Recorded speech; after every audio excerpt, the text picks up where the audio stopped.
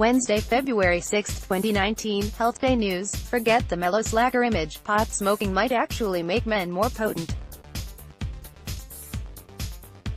Men who've smoked marijuana appear to have significantly higher sperm concentrations than those who've never given it a try, a new study reports.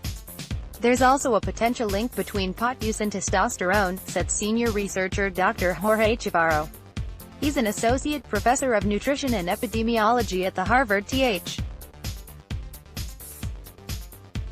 Chan School of Public Health in Boston. With increasing use of marijuana, there was a positive association with serum testosterone levels, Chavarro said.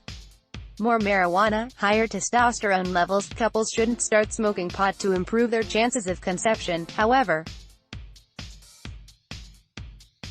This was an observational study, and it's entirely possible that the link between pot and male fertility might run in the opposite direction, Chavarro said. We know that men with higher testosterone levels tend to engage in risk-tasking behaviors.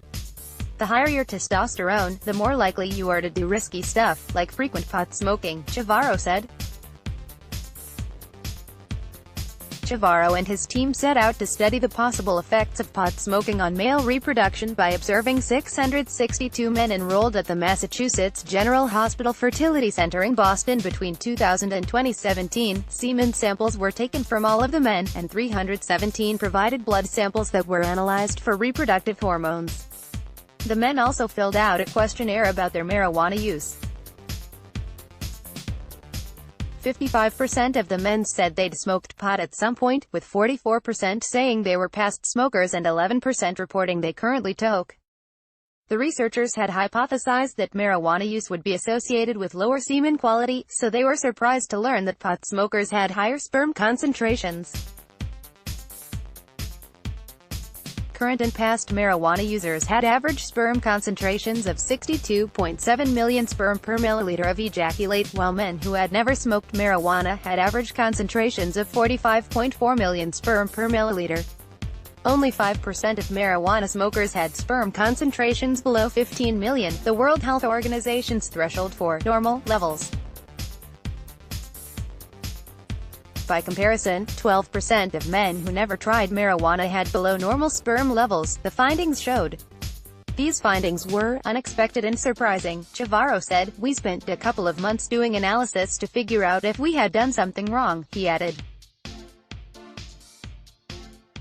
As far as we can tell, this is what the data is showing. Now the question is, what does it mean? Animal studies have shown that cannabinoid receptors play a part in the male reproductive system, Chavarro said. It could be that marijuana complements or boosts the role played by cannabinoids that are naturally produced within the body. Or it could just be that guys with higher testosterone levels are more likely to smoke pot, as part of an overall pattern of risk-taking, he suggested. Dr. Norbert Gleicher, medical director and chief scientist at the Center for Human Reproduction in New York City, said, it's too preliminary to say whether pot would help or harm a man's fertility. What this study shows is pot smoking doesn't make you automatically infertile, but there have been studies on pot smoking for many years, and there are a good number of studies out there that indeed have reported adverse effects on semen in pot smokers. Gleicher said, it requires further investigation, and I would argue those investigations have become more urgent now because pot has become more legalized, he added. And pot smokers might not necessarily have a better chance of conception just because their sperm concentrations are higher, said Dr.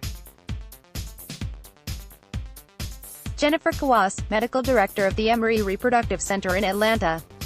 Although there are more sperm, their quality might be affected by marijuana use in ways that remain undetected. It is important to understand that the difference in sperm concentration between light smokers and never smokers is not necessarily associated with a difference in fertility potential, Kawas said. The new study was published February 6 in the journal Human Reproduction. More information. Harvard Health has more about fertility-friendly lifestyle choices. Let's block ad.